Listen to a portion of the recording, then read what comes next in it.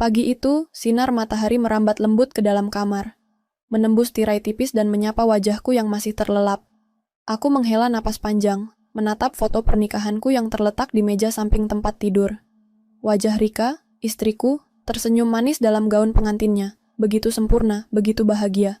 Kami baru menikah 5 bulan yang lalu, tapi rasanya seolah baru kemarin kami mengucapkan janji setia di depan altar. Aku meraih ponsel yang tergeletak di samping bantal. Tidak ada pesan dari Rika. Dia sedang keluar kota untuk urusan pekerjaan dan baru akan kembali besok. Aku menatap layar ponsel yang sunyi, berpikir bahwa pernikahan kami, meskipun baru, berjalan begitu lancar. Tidak ada masalah berarti, hanya kebahagiaan yang mengalir begitu alami.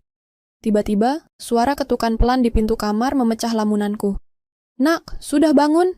Suara Bu Lilis, ibu mertuaku, terdengar lembut di balik pintu. Aku tersentak sedikit, lalu segera merapikan baju tidur yang masih menempel di tubuh. "Iya, Bu," jawabku cepat. Aku berjalan menuju pintu dan membuka sedikit untuk melihat sosok Bu Lilis yang sudah berdiri di sana, membawa nampan berisi sarapan pagi. Bu Lilis, dengan wajah anggunnya yang selalu terlihat tenang dan penuh kebijaksanaan, mengenakan daster bunga berwarna pastel yang mengalir mengikuti tubuhnya. Rambutnya yang sudah beruban dengan sempurna tergerai, menyentuh bahu, memberikan kesan elegan. Namun, pagi itu, ada sesuatu yang berbeda. Entah kenapa, aku merasa ada ketegangan di udara. "Ini, Nak, sarapan buat kamu. Semoga hari ini jadi lebih baik," katanya sambil meletakkan nampan berisi nasi goreng di atas tempat tidurku. Aku mengangguk, berusaha tersenyum, tetapi hatiku sedikit cemas. Saat tangannya meletakkan nampan itu, jari-jarinya tanpa sengaja menyentuh tanganku. Seperti ada aliran listrik kecil yang mengalir dari sentuhan itu. Aku tersentak dan segera menarik tanganku, berusaha tidak memperlihatkan kegugupan di wajahku. "Terima kasih, Bu," kataku, berusaha mengalihkan perhatian. "Rika sering sekali keluar kota ya?" "Kamu pasti merasa kesepian, Nak," ujar Bu Lilis, duduk di tepi kasur sambil memandangku. Matanya tidak pernah lepas dariku, membuatku merasa sedikit tidak nyaman. Aku menghindari tatapannya dan fokus pada nasi goreng di hadapanku. "Iya, Bu, ada beberapa proyek yang harus dia selesaikan," jawabku dengan suara pelan. "Tapi kamu pasti merasa kesepian, kan? Tidak ada yang bisa menghibur kamu selain Ibu." Suara Bu Lilis kini terdengar lebih rendah, seolah-olah ada suatu rahasia yang ingin disampaikan. Aku menelan ludah, merasakan ketegangan yang semakin tebal di antara kami. Aku merasa tidak nyaman dengan kehadirannya yang begitu dekat, dengan tatapan yang tidak biasa itu. Namun, aku mencoba meyakinkan diriku bahwa ini hanya bentuk perhatian seorang ibu yang peduli pada menantunya. "Ah, Bu, saya baik-baik saja. Rika juga pasti merindukanku." Bu Lilis tersenyum tipis, tapi matanya tidak menunjukkan kebahagiaan. Ada sesuatu yang tersembunyi di balik tatapan itu, sesuatu yang sulit untuk dijelaskan. Kadang, teman itu tidak harus sebaya, Nak. Kadang, seseorang hanya perlu sedikit perhatian untuk merasa dihargai. Katanya, matanya menatapku dalam-dalam. Suasana di dalam kamar mendadak terasa semakin panas, meskipun udara pagi itu masih cukup sejuk. Aku merasa seperti terjebak dalam sebuah percakapan yang tidak bisa kutanggapi dengan mudah. Namun, aku hanya bisa mengangguk, berusaha menenangkan diriku. "Terima kasih, Bu. Saya makan dulu ya," kataku, mencoba untuk meredakan ketegangan ini. Aku merasa tidak enak hati, tapi aku tidak bisa terus berada dalam ruangan yang terasa semakin pengap ini. "Ya, Nak, jangan lupa makan yang banyak," jawabnya dengan senyuman yang sedikit dipaksakan. Aku mengangkat garpu, mencicipi nasi goreng yang disiapkan Bu Lilis. Rasanya enak, seperti biasa. Tapi entah kenapa, setiap suapan terasa semakin berat. Tatapan Bu Lilis masih terasa di punggungku, seolah-olah mengawasi setiap gerak-gerikku.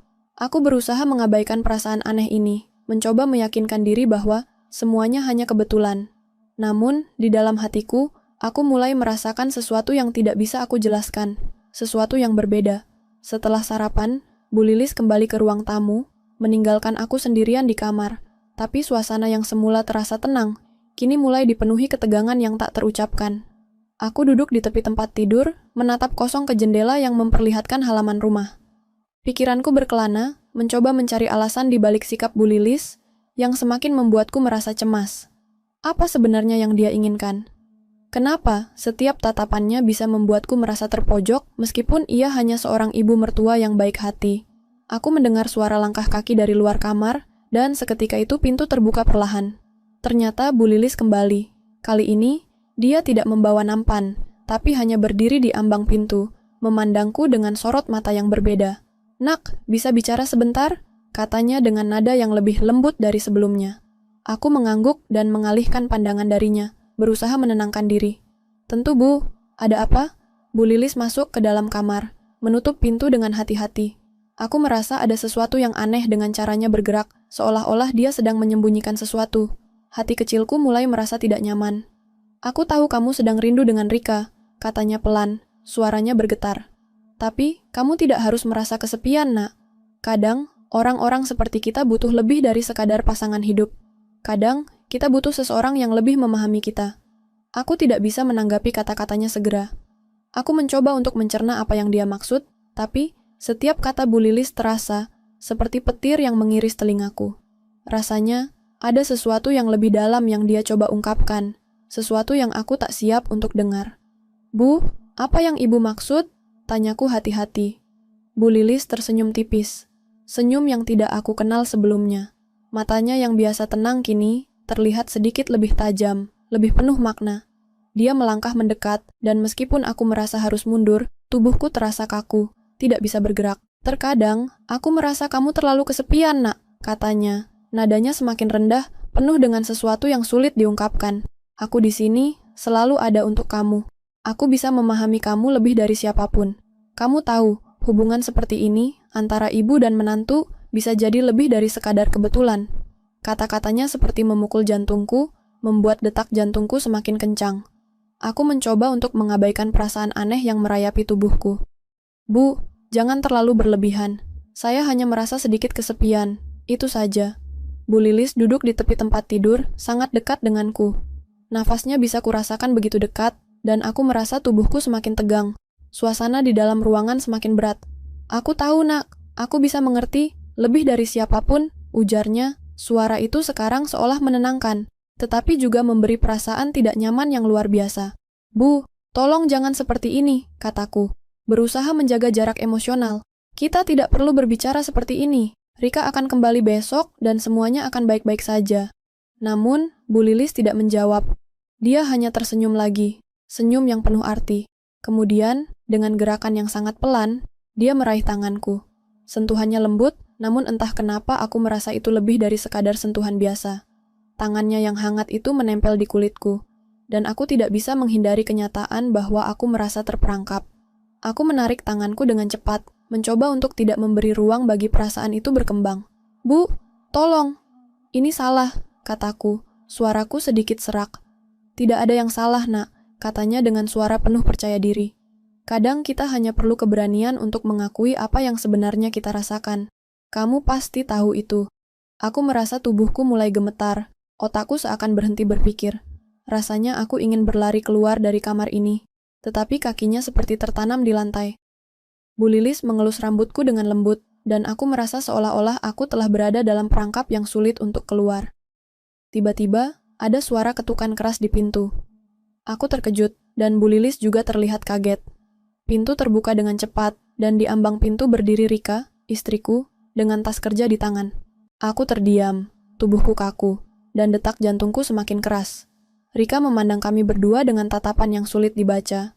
"Apa yang kalian lakukan di sini?" tanya Rika. Suaranya tegas, meskipun aku bisa melihat ekspresi bingung dan cemas di wajahnya. Aku berusaha untuk menjelaskan, tetapi kata-kata seolah mati di bibirku. Bu Lilis dan aku saling berpandangan, dan aku bisa merasakan ketegangan yang begitu tebal. "Rika, ini bukan seperti yang kamu pikirkan," jawabku, mencoba untuk menenangkan situasi yang mulai terasa semakin kacau. Rika hanya berdiri di ambang pintu, menatap kami berdua dengan tatapan tajam. "Aku pikir aku sudah cukup jelas. Tidak ada yang perlu dijelaskan lagi," katanya dingin. "Aku akan pergi dulu." Dengan langkah cepat, Rika berbalik dan meninggalkan ruangan, meninggalkan aku dan Bu Lilis, yang masih terdiam di tempat. Suasana seakan terhenti, dan aku merasakan hati yang hancur perlahan di dalam dada. Pikiran aku berputar-putar, berusaha mencari jalan keluar dari kekacauan yang baru saja terjadi. Tapi satu hal yang jelas, semuanya telah berubah. Rasanya, aku tidak akan pernah bisa kembali ke keadaan semula. Pintu kamar tertutup dengan suara yang berat. Rika sudah pergi, dan aku hanya bisa berdiri terpaku. Mataku menatap ke arah pintu yang tertutup rapat. Di luar, suara hujan mulai terdengar, membasahi tanah yang tampak gelap. Hati aku semakin berat, berdebar tak teratur, dan tubuhku terasa kaku seperti batu. Suara desiran angin seakan berbisik, menambah kesunyian yang mencekam di dalam rumah ini.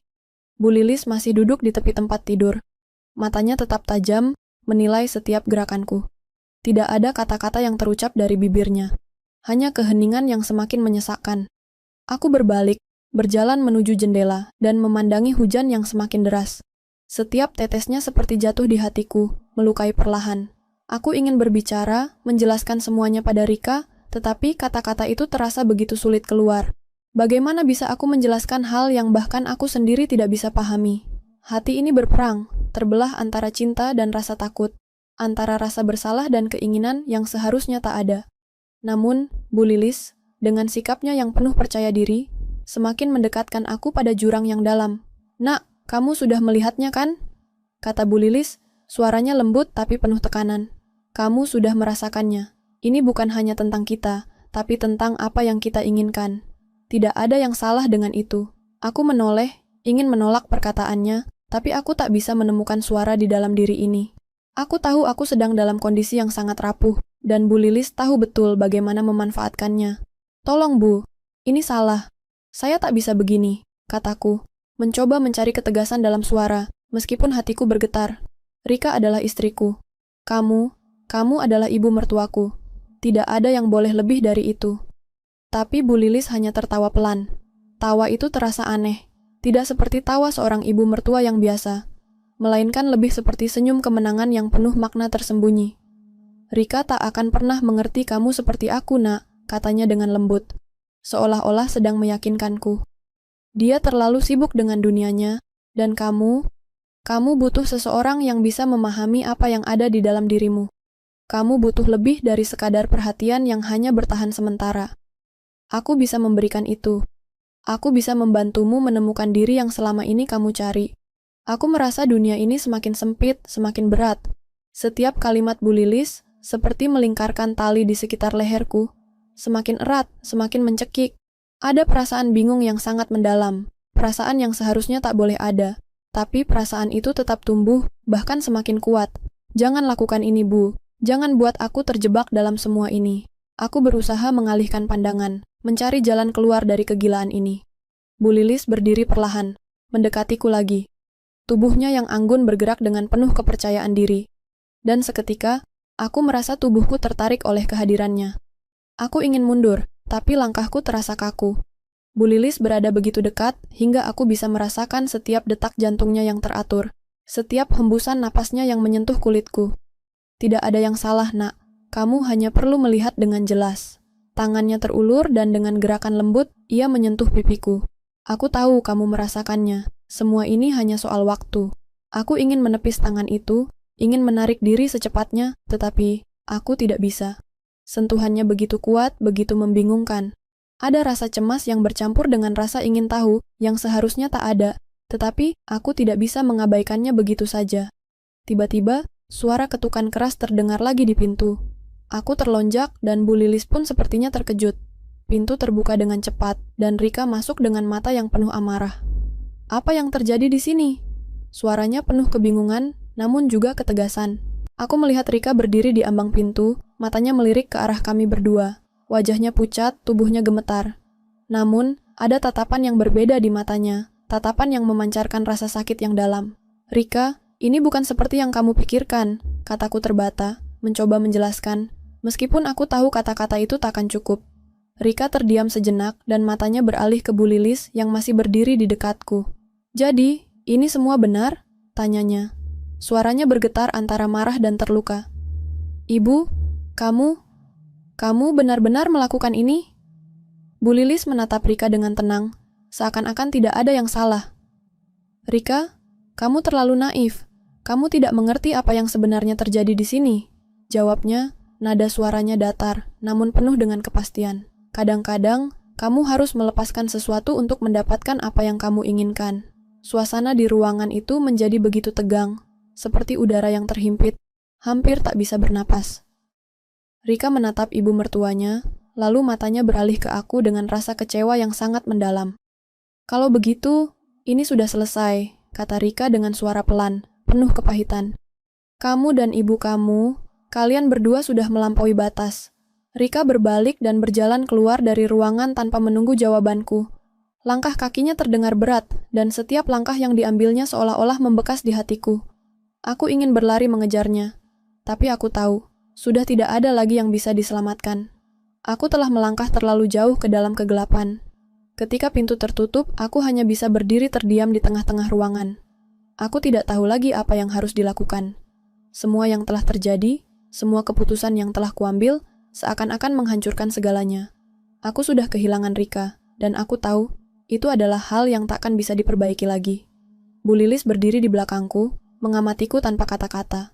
Aku merasa terjebak di dunia yang salah, di antara dua pilihan yang semuanya salah. Keheningan itu terasa mencekam setelah Rika meninggalkan rumah. Aku berdiri di tengah ruang tamu, dengan hatiku hancur. Semua perasaan yang sejak tadi berperang di dalam diriku, kini meledak. Aku telah menyakiti orang yang paling kucintai, dan semuanya terasa terlambat untuk memperbaikinya. Bu Lilis masih ada di sana, berdiri di dekat pintu, menatapku dengan mata yang penuh ketenangan. Tapi di balik tatapannya, aku tahu ada sesuatu yang lebih gelap, yang mungkin tak pernah bisa kupahami sepenuhnya. Aku merasa seolah-olah aku terjebak dalam permainan yang lebih besar dari diriku sendiri. Bu Lilis tahu bagaimana mengendalikan setiap situasi, bagaimana memanipulasi perasaan orang-orang di sekitarnya. Dan aku, dalam kebingunganku, telah menjadi salah satu korban dari permainannya. Kini, aku harus menghadapi kenyataan bahwa segala sesuatu telah berubah. Tidak ada yang akan kembali seperti semula. Aku melangkah perlahan menuju pintu depan. Mata memandang kosong keluar jendela. Hujan masih turun dengan deras, menciptakan pemandangan yang suram. Aku ingin berlari mengejar Rika, meminta maaf, mengubah segala sesuatu yang telah terjadi. Namun, aku tahu itu tidak akan mudah. Ada luka yang terlalu dalam, dan itu tidak bisa disembuhkan hanya dengan kata-kata. Apa yang sudah terjadi tidak bisa dihapus begitu saja. Ponselku bergetar, mengguncang lamunanku. Aku melihat layar ponsel yang menyala, dan mataku terbuka lebar saat melihat siapa yang mengirim pesan. Itu adalah Rika. "Aku butuh waktu. Aku tidak bisa langsung memaafkanmu, tapi aku juga tidak ingin kita berakhir seperti ini. Kita harus bicara lebih lanjut. Aku akan ke kantor besok, kita bicarakan semuanya." Pesan itu membuat hatiku sedikit lebih tenang, meskipun rasa takut dan cemas masih menyelimutiku. Setidaknya ada harapan, meskipun itu hanya secercah. Aku tidak tahu apa yang akan terjadi setelah ini, tapi aku tahu aku tidak bisa menyerah begitu saja. Tiba-tiba, langkah kaki terdengar di belakangku. Aku berbalik dan melihat Bu Lilis mendekat dengan ekspresi yang sama sekali tidak menunjukkan penyesalan. Dia berhenti tepat di depanku, dan matanya tetap tajam, seakan menilai keputusanku selanjutnya. "Jadi, kamu memilihnya?" tanya Bu Lilis dengan suara yang datar, seolah-olah dia sudah tahu jawabannya. "Kamu akan mengejar perempuan itu, meskipun kamu tahu dia sudah tidak mempercayaimu lagi." Aku menatapnya dengan rasa kesal yang memuncak. "Tidak ada yang bisa kamu ubah, Bu. Kamu sudah menghancurkan segalanya." Suaraku bergetar, tetapi aku berusaha untuk tetap tegas. Ini bukan tentang siapa yang lebih kuat, atau siapa yang bisa memegang kendali. Ini tentang kepercayaan yang telah hancur. Kamu sudah melangkahi batas, dan aku tidak bisa memaafkan itu. Bu Lilis hanya tersenyum tipis, senyum yang terasa penuh dengan kebencian. "Kalau begitu, kamu sudah memilih. Kamu akan kehilangan semua yang pernah kita punya." Aku menatapnya, dan untuk pertama kalinya, aku merasakan kebencian yang mendalam terhadapnya. Aku tahu apa yang dia katakan, dan itu bukan hanya untukku, tapi juga untuk Rika. Semua yang Bu Lilis lakukan adalah untuk mempertahankan kekuasaannya, untuk menjaga kontrol atas segala sesuatu di sekitarnya. Dan sekarang, dia siap untuk menghancurkan apapun yang mencoba melawan keinginannya. "Tidak, Bu," kataku dengan penuh keyakinan. "Aku tidak akan membiarkanmu mengendalikan hidupku. Aku akan memperbaiki segalanya dengan cara yang benar. Aku tidak akan biarkan apa yang sudah terjadi menghancurkan segalanya." Dengan langkah cepat, aku berbalik dan berjalan keluar dari rumah. Aku tahu langkah ini adalah langkah yang sangat berat, tetapi ini adalah langkah yang benar. Aku harus berhadapan dengan kenyataan, menghadapinya dengan kepala tegak dan melangkah maju. Ketika aku tiba di rumah, Rika sedang duduk di ruang tamu, matanya merah dan bengkak. Dia terlihat lelah, seperti seseorang yang baru saja berjuang melawan badai yang tak terlihat. Aku duduk di depan Rika, dan kami hanya saling memandang tanpa kata-kata. Aku tahu aku tidak bisa langsung memperbaiki semuanya, tetapi aku juga tahu bahwa jika aku tidak mencoba, aku akan kehilangan segalanya. Rika, aku tahu aku sudah sangat salah. Aku telah melukai perasaanmu, dan aku tidak tahu bagaimana mengubah semuanya. Tapi aku janji, aku akan berusaha sebaik mungkin untuk mendapatkan kembali kepercayaanmu. Aku mencintaimu, dan aku tidak ingin kehilanganmu. Rika menatapku lama, seperti mencari sesuatu yang hilang. Aku menunggu dengan sabar, tak berani berkata apa-apa, hanya berharap dia bisa merasakan ketulusan dalam suaraku. Akhirnya, Rika menghela napas panjang. Aku juga mencintaimu, tetapi aku tidak tahu apakah aku bisa kembali mempercayaimu begitu saja, katanya dengan suara yang berat. Aku butuh waktu untuk memikirkan semuanya. Aku ingin kita berdua mencari jalan keluar, bukan hanya aku yang melakukannya sendirian. Aku mengangguk pelan, menerima bahwa perjalananku untuk memperbaiki semuanya baru saja dimulai. Aku tahu ini akan menjadi perjalanan panjang, penuh dengan kesulitan dan kebingungannya sendiri. Tapi aku siap. Jika aku benar-benar ingin mempertahankan apa yang telah kami bangun, aku harus berjuang, meskipun jalan itu tidak mudah. Beberapa bulan berlalu, dan meskipun hubungan kami tidak kembali seperti semula, ada perbaikan yang mulai terjadi. Rika dan aku mulai berbicara lebih banyak, saling memahami, dan bekerja untuk membangun kembali kepercayaan yang telah hancur. Bu Lilis, di sisi lain, tetap menjadi bagian dari masa lalu kami yang tidak bisa dihindari, tetapi kami berdua tahu bahwa tidak ada yang bisa menghancurkan kami jika kami tetap berdiri bersama. Pernikahan kami, meskipun diuji, tetap bertahan. Kami mulai menemukan kembali kebahagiaan kecil yang dulu sempat hilang. Dan aku tahu, meskipun segalanya belum sempurna, kami sedang berjalan menuju pemulihan, satu langkah demi satu langkah. Kehidupan tidak selalu tentang apa yang kita inginkan, tapi bagaimana kita menghadapi apa yang datang. Dan aku, Rika dan Bu Lilis, kini mengerti bahwa perjalanan kami tidak berakhir di sini. Ada banyak hal yang masih harus diperbaiki, tapi yang terpenting adalah kami memilih untuk terus berjuang, meskipun itu berarti menghadapi kenyataan yang pahit. Akhirnya, keadilan datang bukan dalam bentuk pembalasan, tetapi dalam kebebasan yang kami pilih untuk dikejar, meskipun harus melalui jalan yang berliku dan penuh tantangan. Aku tahu apa yang dia katakan, dan itu bukan hanya untukku, tapi juga untuk Rika. Semua yang Bu Lilis lakukan adalah untuk mempertahankan kekuasaannya, untuk menjaga kontrol atas segala sesuatu di sekitarnya. Dan sekarang, dia siap untuk menghancurkan apapun yang mencoba melawan keinginannya. Tidak, Bu, kataku dengan penuh keyakinan. Aku tidak akan membiarkanmu mengendalikan hidupku. Aku akan memperbaiki segalanya dengan cara yang benar. Aku tidak akan biarkan apa yang sudah terjadi menghancurkan segalanya. Dengan langkah cepat, aku berbalik dan berjalan keluar dari rumah. Aku tahu langkah ini adalah langkah yang sangat berat, tetapi ini adalah langkah yang benar. Aku harus berhadapan dengan kenyataan, menghadapinya dengan kepala tegak dan melangkah maju. Ketika aku tiba di rumah, Rika sedang duduk di ruang tamu, matanya merah dan bengkak. Dia terlihat lelah, seperti seseorang yang baru saja berjuang melawan badai yang tak terlihat. Aku duduk di depan Rika, dan kami hanya saling memandang tanpa kata-kata.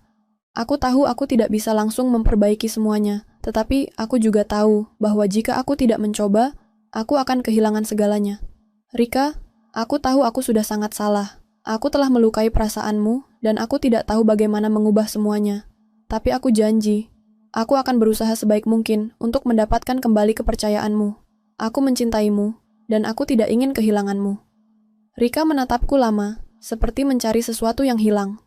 Aku menunggu dengan sabar, tak berani berkata apa-apa, hanya berharap dia bisa merasakan ketulusan dalam suaraku.